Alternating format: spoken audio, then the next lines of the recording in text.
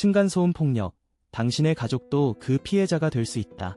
심리와 심장 건강을 위협하는 소리, 테러의 실상. 층간소음 폭력, 당신의 가족도 그 피해자가 될 수 있다. 1. 층간소음 폭력이란 최근 아파트와 같은 밀집 주거 지역에서 빈번하게 발생하는 층간소음 폭력은 이제 더 이상 개인의 문제가 아닙니다.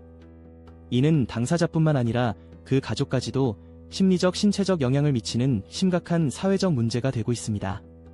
층간소음 폭력이란 위층이나 아래층에서 발생하는 지속적인 소음으로 인해 이웃이 겪는 고통을 의미합니다. 이 소음은 단순한 생활소음이 아니라 폭력적인 심리적 압박으로 작용할 수 있습니다. 피해 사례. 예를 들어 아래층에 사는 초등학생 아이의 부모는 매일 아침 아이가 뛰어노는 소리 때문에 불면증에 시달리며 2층에 사는 대학생은 친구들을 초대해 소음 문제로 이웃과 갈등이 생겨 심리적 스트레스를 받고 있습니다. 이러한 사례는 우리 주변에서 흔히 발생하고 있으며 결국에는 피해자와 그 가족의 삶의 질이 심각하게 저하됩니다. 이 층간소음의 심리적 영향. 층간소음 폭력은 단순한 소음 문제를 넘어서 심리적 위협으로 작용합니다.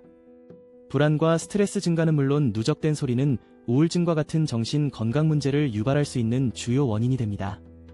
명백한 소리의 출처가 아닌 고통을 느끼는 피해자는 점차 고립감과 우울감을 느끼게 되며 이로 인해 일상생활에 지장을 받게 됩니다. 심리적 고통의 구체적 사례. 인근에서 발생하는 소음 때문에 할머니가 등록한 요양원에서는 많은 피해자가 발생하고 있습니다.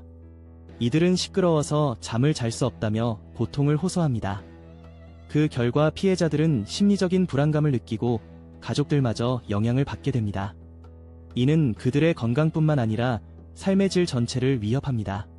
3. 층간소음과 심혈관 질환의 관계. 소음 공해는 심리적 영향을 넘어서 신체 건강에도 심각한 위협이 됩니다. 연구에 따르면 지속적인 소음에 노출된 사람들은 심혈관 질환의 위험이 높아진다고 합니다. 이어지는 내용은 블로그 게시물에서 확인하실 수 있습니다. 게시물 링크는 더보기란 또는 고정 댓글을 참고해주세요. 영상이 도움이 되셨다면 좋아요와 구독 부탁드립니다. 감사합니다.